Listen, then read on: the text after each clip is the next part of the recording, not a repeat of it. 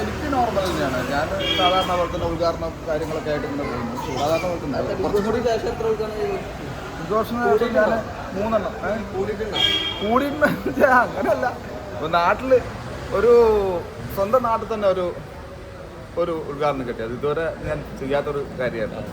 അപ്പോൾ സ്വന്തം നാട്ടിൽ തന്നെ നമുക്ക് കാര്യങ്ങൾ കുറച്ച് വ്യത്യാസമുണ്ട്. എന്ന് വെച്ചാൽ കുറച്ചും കൂടി എന്താ പറയുക, ആൾക്കാരുടെ ആക്സെപ്റ്റൻസ് കൂടുതൽ ഉണ്ട്. അത് തന്നെ വ്യത്യാസം, അത്ര തന്നെ. പറഞ്ഞ പോലെ തന്നെ എല്ലാവരും ഡിസേർവ്ഡ് ആണ്. അപ്പോൾ പിന്നെ ആര് കപ്പടിച്ച് കഴിഞ്ഞാലും നമ്മളൗട്ടായല്ല. ഇനിയിപ്പോൾ ആര് കപ്പടിച്ച് കഴിഞ്ഞാലും നമുക്ക് പ്രശ്നം. പ്രതീക്ഷയുള്ള ആരാണ് കൂടുതൽ പ്രതീക്ഷ എന്ന് ഒന്നും പറയാൻ പറ്റാത്ത അവസ്ഥയാണ്. എന്ന് വെച്ചാൽ സാധാരണ എല്ലാ ബിഗ് ബോസിലും നമുക്കൊരു 19 ദിവസം കഴിയുമ്പോൾ തന്നെ ഇന്ന ആളായിരിക്കും എന്നൊക്കെ പറഞ്ഞിട്ട്. പക്ഷേ ഇപ്പോൾ അവിടെയുള്ളവർ ഓരോരുത്തരും ഒന്നിനൊന്നും മെച്ചമായിട്ട് നിൽക്കുന്ന ആൾക്കാരുണ്ട്. അതുകൊണ്ട് തന്നെ എനിക്ക് ആര്യനെ ഭയങ്കര ഇഷ്ടമായിരുന്നു. ആര്യൻ കപ്പടിക്കുന്നുള്ളൊരു ഇതുണ്ടായിരുന്നു എനിക്ക്. പക്ഷേ ആര്യൻ ഔട്ടായിപ്പോയി, എവിക്റ്റായിപ്പോയി. പക്ഷേ ഇനിയുള്ളതിൽ ആരായിരിക്കും പ്രൊഡിക്റ്റ് ചെയ്യാൻ പറ്റില്ല. അതാണ് അങ്ങനെ ഒരു അവസ്ഥയിലാണ് നിൽക്കുന്നത്. അനുമോൾ കപ്പടിക്കുന്നൊക്കെ പറഞ്ഞിട്ടുണ്ടല്ലോ, സത്യമാണ്? പറയാൻ പറ്റില്ല. ഈ പറഞ്ഞ പോലെ ചേട്ടൻ പുറത്തായത് ഈ അനുമോളുടെ പിയർ വർക്ക് ഉണ്ടായിരുന്ന ഒരു റൂമേഴ്സ് ഒക്കെ ഉണ്ടായിരുന്നു. റൂമേഴ്സാ? ആ പറഞ്ഞിട്ടുണ്ടല്ലോ, റൂമേഴ്സ് ഉണ്ടല്ലോ. റൂമേഴ്സ് തന്നെയാണ് എല്ലാ റൂമേഴ്സ് തന്നെ ആയിട്ട് പോകും. പിന്നെ അത് ഇല്ലെന്നാണ് പറയുന്നത്. അല്ല, തീർച്ചയായും ഈ പറയുന്ന PR ഒരാള് അതിന്റെ പുറകിലുണ്ടെന്ന് അന്ന് പറഞ്ഞിരുന്നു. PR വർക്ക് ഉണ്ട് തീർച്ചയായും. എന്താ സംഭവിക്കുന്നത് അറിയോ? സാധാരണഗതിയിൽ നമ്മൾ ഈ PR വർക്ക് എന്ന് പറഞ്ഞു കഴിഞ്ഞാൽ ഒരു ഇവരെ ബൂസ്റ്റപ്പ് ചെയ്യുക, അല്ലെങ്കിൽ ഈ പറയുന്ന ഇൻസ്റ്റാഗ്രാമിലൊക്കെ ഓരോന്നും എന്താ പറയുക കട്ട് ചെയ്തിടുക, ഇതൊക്കെ അങ്ങനെ ബൂസ്റ്റപ്പ് ചെയ്യുന്നതൊക്കെ.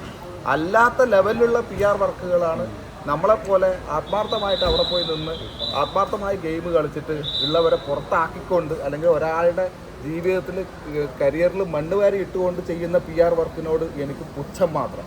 ഇപ്പോൾ ഏഷ്യാനെറ്റ് പോലത്തെ ചാനലിൽ അത്രയും വലിയൊരു ഷോയിൽ PR ഇല്ലാതെ പിടിച്ച് നിൽക്കാൻ പറ്റില്ല എന്നാണ് പറയുന്നത്. തീർച്ചയായും പിടിച്ച് നിൽക്കാൻ പറ്റില്ല. PR വേണം. PR ഇല്ലാണ്ട് പോയിട്ട് ഒരു കാര്യമില്ല. അതന്നെ അതായത് നമ്മളെപ്പോലുള്ളവർ കിട്ടും. നമ്മൾ വിചാരിക്കും PR അല്ല, നമുക്ക് അവിടെ നമ്മുടെ പെർഫോമൻസ് അനുസരിച്ചിട്ട് നമുക്ക് അവിടെ പിന്നെ ആൾക്കാരുടെ ആക്സെപ്റ്റൻസ് കിട്ടും, ആൾക്കാർ നമുക്ക് വോട്ട് ചെയ്യും എന്ന് വിചാരിച്ചിട്ട് പോകുന്നവർ മണ്ടന്മാരാണ്. തീർച്ചയായും ഞാൻ വൺ ഓഫ് ദ മണ്ടൻ ആയിരുന്നു ഞാൻ. അടുത്ത ഓഡീഷനിലൊക്കെ പോകുന്ന ആൾക്കാർക്കൊക്കെ ഇപ്പൊ എത്ര കോടി ആസ്തി വേണം ഇനിയിപ്പോ? അല്ല, 16 ലക്ഷം രൂപ കൊടുക്കണം എന്ന് പറയുന്നത്. ഇത് പണ്ട് പറഞ്ഞിട്ടില്ല. പണ്ടൊക്കെ നമ്മൾ MBBS-നും പിന്നെ ഇതിനൊക്കെ സീറ്റ് എടുക്കാൻ വേണ്ടി നോർമലായിട്ട് കിട്ടുമായിരുന്നു. അല്ലെങ്കിൽ ഒരു 5 ലക്ഷം, 10 ലക്ഷം, 25 ലക്ഷം. ഇപ്പൊ എത്ര കോടി വേണം ഒരു MBBS സീറ്റ് കിട്ടാൻ? അതേപോലെ തന്നെ ബിഗ് ബോസിലും ഇനി മുതൽ കോടികൾ കൊണ്ടുപോയാൽ മാത്രം അത്ര ഒന്നും സാധ്യത. എന്ന് വെച്ചാൽ അതിന് ഞാൻ ഒരിക്കലും പറയില്ല. എന്ന് വെച്ചാൽ ഒരു തരത്തിലും സ്ക്രിപ്റ്റഡ് അല്ല, ഒരു തരത്തിലും വേറൊരാളുടെ ഇൻഫ്ലുവൻസ് അവിടെ ഏക്കില്ല. അതും ഷുവർ, 100% ഷുവർ. ഒരു ഇൻഫ്ലുവൻസ്, അങ്ങനെ ഒരു ഇൻഫ്ലുവൻസ് വെച്ചിട്ടാണെങ്കിൽ ഞാൻ കഴിഞ്ഞിട്ട് മുമ്പിലത്തെ സീസണിൽ ഞാൻ കയറേണ്ടതായിരുന്നു. ഇൻഫ്ലുവൻസ് വെച്ചിട്ട് പിന്നെ കയറാൻ പറ്റൂല. അല്ലാണ്ട് പൈസ കൊടുത്തിട്ടൊന്നും അതൊന്നും ഏഷ്യാനെറ്റിന് നടക്കുന്ന പരിപാടിയാണ്. ഏഷ്യാനെറ്റ് മാത്രമല്ലോ എൻ്റെ മോൾ അതിന് ഈ പറയുന്ന എത്ര പേര് കൂടിയിട്ടുള്ളതെന്നറിയാം, പല സ്ഥലത്തു നിന്നുള്ളതല്ലേ. ഒരിക്കലും അല്ല. അത് പോയ ഒരു കണ്ടസ്റ്റന്റ് പോലും സ്ക്രിപ്റ്റഡ് ആണെന്ന് പറയില്ലല്ലോ, ഒരാൾ പോലും പറയില്ല. അത് സ്ക്രിപ്റ്റഡേ അല്ല. അതൊരു തീച്ചുളയാണ്. അതിൽ കയറി അനുഭവിച്ചു കഴിഞ്ഞാൽ നമുക്ക് മനസ്സിലാവും. എനിക്കാ ഇപ്പൊ എന്തോന്നാ അല്ല, ഞാൻ പറഞ്ഞില്ലേ, എനിക്ക് കയറുന്ന സമയത്ത് എനിക്ക് ഇഷ്ടമല്ലാത്ത ആളായിരുന്നു ആര്യൻ. പക്ഷേ എനിക്ക് കയറി കഴിഞ്ഞിട്ട് ഭയങ്കര ഇഷ്ടപ്പെട്ട ആളാണ് ആര്യൻ. നല്ലൊരു ഗെയിമർ ആയിരുന്നു ആര്യൻ. ഡിസേർവ്ഡ് ആയിരുന്നു വിന്നറാവാൻ. പക്ഷെ ഇപ്പോൾ ഉള്ളത് ഔട്ടായിപ്പോയി. പക്ഷെ ഇപ്പോൾ ഉള്ളതിൽ ഈ പറഞ്ഞ പോലെ ഞാൻ പറഞ്ഞില്ല, എല്ലാവരും പിന്നെ ഡിസേർവ് ആയിട്ടുള്ള ആൾക്കാർ തന്നെയാണ്. പിന്നെ ഇപ്പോൾ ഇനിയുള്ള 5 പേരും, ആ ഫൈനലിൽ 5 പേരിൽ വരുന്ന 5 പേരും ഡിസേർവ് ആയിട്ടുള്ള ആൾക്കാർ തന്നെയാണ്. ആരെങ്കിലും അടിക്കട്ടെ, ആരടിച്ചാലും അതെ. ഈ കഴിഞ്ഞ പ്രാവശ്യം PR വർക്ക് കൊണ്ടാണ് വിന്നറായത് ഒരു വ്യക്തി. ഇപ്രാവശ്യം PR വർക്ക് കൊണ്ട് വിന്നർ ആവാൻ സാധ്യതയുണ്ട്, വളരെയധികം ഉണ്ട്. ഇനിയിപ്പോ ബിഗ് ബോസിൽ ഇപ്പൊ അടുത്ത പ്രാവശ്യം പോകുന്ന ആൾക്കാർക്ക് ഇപ്പൊ PR നല്ലതാണെങ്കിൽ അവർക്ക് വിന്നർ ആവാനാണോ? PR നല്ലതാണെങ്കിൽ വിന്നർ ആവാൻ പറ്റും. പറ്റും. PR ഇല്ലാണ്ട് എന്തായാലും അകത്തുനിന്ന് കണ്ടന്റ് വന്നാലല്ലേ എന്തെങ്കിലും PR എന്ന് കൊടുക്കണം, അല്ലാണ്ട് വെറുതെ അല്ല വേറൊന്നുണ്ട്. ഒന്നും ചെയ്യാതിരിക്കുന്നവരും അവിടെ നിൽക്കുന്നുണ്ടായിരുന്നു കുറെ ആള് ഇല്ലേ. അപ്പം അതും PR കളികൾ തന്നെയാണ്. എന്ന് വെച്ചാല് ഇങ്ങനെ കുറച്ച് എന്താ പറയാ സ്ട്രോങ് ആയിട്ടുള്ളവരെ അവിടെ നിർത്തി കഴിഞ്ഞാൽ ബാക്കിയുള്ളവർക്ക് ഭീഷണിയാവും എന്ന് തോന്നിക്കഴിഞ്ഞാൽ അവരെ പിടിച്ച് പുറത്താക്കിയിട്ട് ബാക്കി ഒന്നും ചെയ്യാത്തവർ അവരെ കൊണ്ട് ഉപദ്രവമില്ല, ഇവരെ കൊണ്ട് ശല്യമില്ല, ഇവർക്ക് എതിരല്ല എന്നുള്ള ഒരു ഫീൽ ഉണ്ടല്ലോ. മസ്താനിയോടെ മസ്താനി വന്നു കഴിഞ്ഞാൽ നമ്മളൊന്നും മാറ്റില്ല, നമ്മൾ പോയാൽ ഇല്ല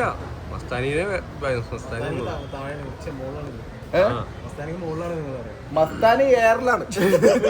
ഇല്ല അതൊക്കെ ഒന്നെന്താ അറിയോ, ഒന്ന് ഈ തെറ്റിദ്ധരിക്കുന്നതാണ്. ഒന്ന് നമ്മള് ഓരോരുത്തരും ഓരോ ഗെയിം സ്ട്രാറ്റജി കൊണ്ട് ഇവിടെ ലൈറ്റ് അടിക്കുന്നുണ്ടോ? ഞാൻ അങ്ങോട്ട് ഗെയിം സ്ട്രാറ്റജി ഓരോന്ന് ചിലരുടെ പൊളിഞ്ഞു പോകുന്നേ, അത്രേ ഉള്ളൂ.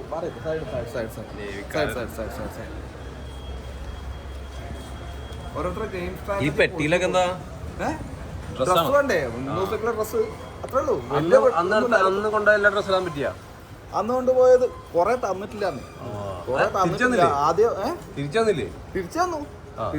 പിന്നെ വന്ന പാർസലുകൾ ഉണ്ടായിരുന്നു, ആ പാർസലൊക്കെ ഇങ്ങോട്ടേക്ക് അത്ര.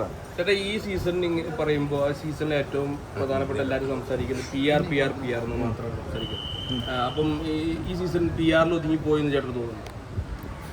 ഏറെക്കുറെ PR ഒതുങ്ങിയിട്ടുണ്ട്. എന്ന് വെച്ചാൽ PR-ന്റെ ഇൻഫ്ലുവൻസ് പലരെയും പുറത്താക്കിയിട്ടുണ്ട്.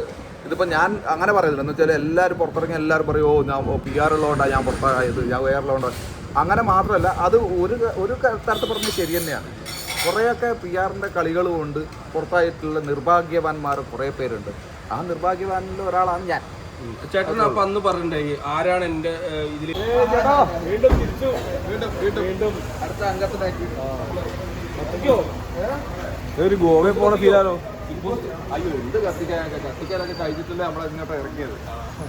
ഗോവയിൽ പോണ ഫീലാലോ? ഗോവയിൽ പോന്ന പോവില്ല. നിങ്ങളൊക്കെ ഇവിടെ ഉണ്ടാവുന്ന അറിയാലോ, അതുകൊണ്ട് ഒരു വൃത്തിക്ക് മെനക്കും വന്നേക്കാൻ വിചാരിച്ചു, അത്രേ ഉള്ളൂ.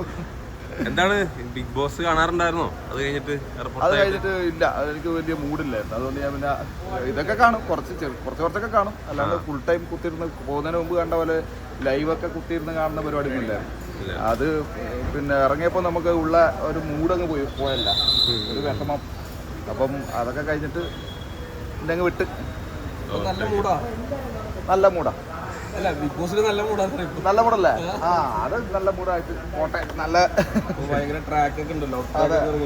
ലവ് ട്രാക്ക് ആണോ? അത് ലവ് ട്രാക്ക് ആണോ അറിയില്ല, ചെന്ന് നോക്കാം. നോക്കിയിട്ട് നമുക്ക് അതൊക്കെ അവരുടെ പേഴ്സണൽ കാര്യമല്ലേ ബ്രോ. അവരിപ്പോ ചിലപ്പോ ഓരോരുത്തർക്ക് ഇഷ്ടമാണെന്ന് പറയും, ഇഷ്ടമല്ല എന്ന് പറയും. ഇതൊക്കെ ലോകത്ത് എല്ലായിടത്തും നടക്കുന്നതല്ലേ. അതൊക്കെ സ്വാഭാവികം. അത് ഒന്നുകിൽ പിന്നെ എന്താ പറയാ, അവരുടെ സ്ട്രാറ്റജി ആയിരിക്കാം, അല്ലെങ്കിൽ ശരിക്കും ചോയ്സായിരിക്കാം. പേഴ്സണൽ കാര്യമല്ലേ, നമ്മളതിൽ ഇടപെടാൻ നമ്മൾ ആരുമല്ല. അനീഷിന് വോട്ട് കിട്ടാൻ വേണ്ടി അങ്ങനെ ചോദിച്ചെന്നൊക്കെ ആൾക്കാർ പറയുന്നുണ്ട്. അറിയില്ല, അവരെ ഒരു സ്ട്രാറ്റജി ആയിരിക്കാം. അനീഷിനെ പോലത്തെ അങ്ങനെ ഒരു സ്ട്രാറ്റജിയുടെ ആവശ്യമുണ്ടോ? അനീഷിനെ പോലത്തെ ഒരു പ്ലെയർക്ക് അങ്ങനെ ഒരു സ്ട്രാറ്റജിയുടെ ആവശ്യമുണ്ട്? അനീഷ് പോലത്തെ പ്ലെയർക്ക് എന്ന് പറഞ്ഞു കഴിഞ്ഞാൽ ബിഗ് ബോസിൽ ഇപ്പോൾ ഗെയിം കാണാറുണ്ടോ? എല്ലാവരും പ്ലെയേഴ്സ് തന്നെയല്ലേ? Yeah.